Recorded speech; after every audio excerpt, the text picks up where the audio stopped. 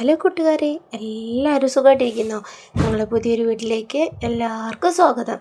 ഞാനിന്ന് സിമ്പിളായിട്ടൊരു മത്തിക്കറി വെക്കുന്ന മുളകിട്ട മത്തിക്കറി വെക്കുന്ന റെസിപ്പിയായിട്ട് കാണിക്കാൻ പോകുന്നത്. ഞങ്ങളുടെ വീഡിയോ ഇഷ്ടപ്പെടുന്നുണ്ടെങ്കിൽ ലൈക്ക് ചെയ്യാനും ഷെയർ ചെയ്യാനും സബ്സ്ക്രൈബ് ചെയ്യാനും മറക്കല്ലേ. ആദ്യം അതിലേക്ക് വേണ്ട സാധനങ്ങൾ, ഇൻഗ്രീഡിയൻസ് എന്ന് പറഞ്ഞത് ഒരു ചെറിയ സവാള, ചെറിയ ഉള്ളി, വെളുത്തുള്ളി, ഇഞ്ചി, പിന്നെ ഒരു തക്കാളി ഒക്കെ അരിഞ്ഞ് കുടമ്പുളിയും ഒക്കെ എടുത്ത് മാറ്റി വെക്കുക. മത്തി വെട്ടി കഴുകി വൃത്തിയാക്കി വെക്കുക. ഒരു ചട്ടി വെച്ച് അത് ചൂടാകുമ്പം അതിലേക്ക് ഉലുവയും കടുകും കൂടി ഇട്ട് പൊട്ടിക്കുക. അത് പൊട്ടി വരുമ്പം അതിലേക്ക് നമ്മൾ നേരത്തെ അരിഞ്ഞു വെച്ച സാധനങ്ങൾ, അതായത് സവോളയും ചെറിയുള്ളിയും വെളുത്തുള്ളിയും ഇഞ്ചിയൊക്കെ അരിഞ്ഞ് വെച്ചില്ലേ, അത് പിന്നെ കുറച്ച് കറിവേപ്പില ഇടണേ. ഞാൻ കറിവേപ്പിലേൻ്റെ കാര്യം അതിനകത്ത് എടുത്ത് ഇൻഗ്രീഡിയൻസിൽ വെക്കാൻ മറന്നു. അതാണ്. അപ്പം അതൊക്കെ ഇട്ട് നന്നായിട്ടൊന്ന് വഴറ്റിയെടുക്കാം. നന്നായിട്ട് വഴറ്റി അതെടുത്ത് വഴറ്റി വരുമ്പം നമ്മളതിലേക്ക് മുറിച്ച് വെച്ചിരിക്കുന്ന തക്കാളിയും കൂടി ആഡ് ചെയ്യാം.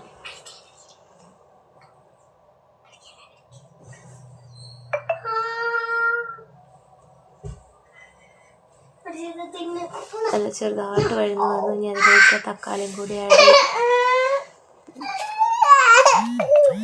നല്ലപോലെ ആഡ് ചെയ്യുക. എന്നിട്ട് നല്ലപോലെ വഴറ്റിയിട്ട് ഒരു നല്ലോണം കളർ മാറി വരുമ്പം അതിലേക്ക് നമുക്ക് മസാലകളിടാം.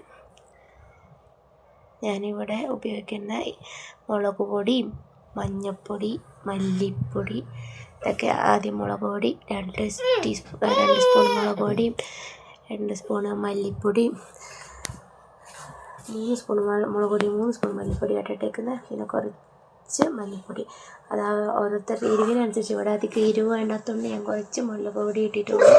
പിന്നെ ഇത് നന്നായിട്ട് വഴന്ന് വരുമ്പോൾ ഈ മിക്സ്, അതായത് നമ്മൾ എടുത്ത് വെച്ച മസാലകളില്ലേ, അതിലേക്ക് ചേർക്കുക.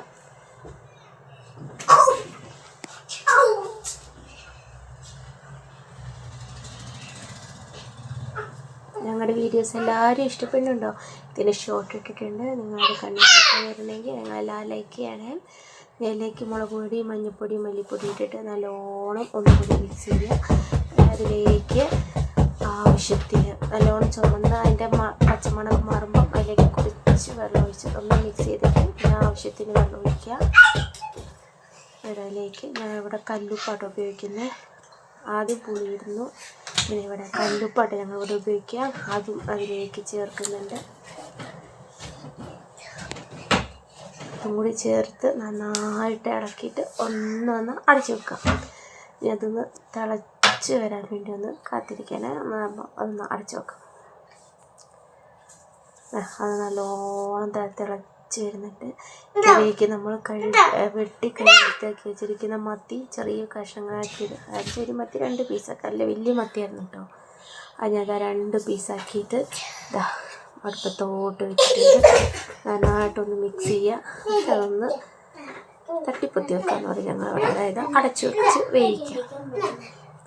ഇടയ്ക്ക് ഒന്ന് തുറന്ന് നോക്കണേ, അതെന്തായി വെള്ളം വറ്റിയോ ഇനി എന്ത് ചെയ്യാൻ നോക്കണം. അതിനിടെ ഉപ്പ് നോക്കണം കേട്ടോ. ഉപ്പൊക്കെ പാകമാണെന്ന് ഞാൻ നോക്കിയായിരുന്നു. പക്ക പാകമാണ്. അപ്പം അത് ഒന്നും കൂടി അടച്ച് വെച്ച് നമ്മൾ ലാസ്റ്റ് സ്റ്റേജെത്തി മീൻകറി നല്ലോണം ഒന്ന് ചുറ്റിച്ചെടുക്കുക. ലാസ്റ്റ് ഇതാണോ നല്ലപോലെ മീൻകറി വെട്ടിയായിട്ട് നല്ല മുളകിട്ട് മീൻകറി നല്ലോണം ചുറ്റിച്ച് വെച്ചാൽ നമ്മുടെ മീൻകറി റെഡി കേട്ടോ. Thank you.